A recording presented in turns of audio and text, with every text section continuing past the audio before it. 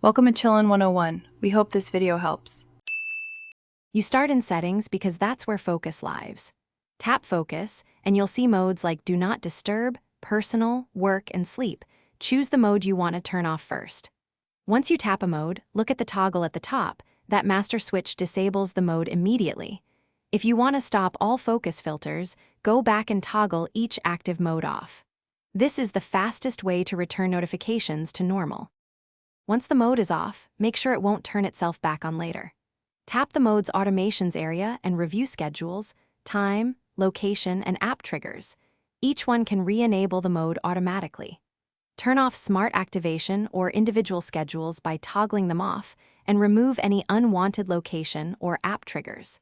Make sure to check Do Not Disturb's separate schedule too, because it often reactivates at night.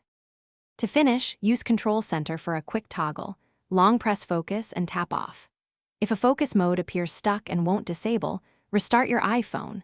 That clears temporary glitches. Also check Settings General Software Update to make sure iOS is current, because older versions sometimes misbehave.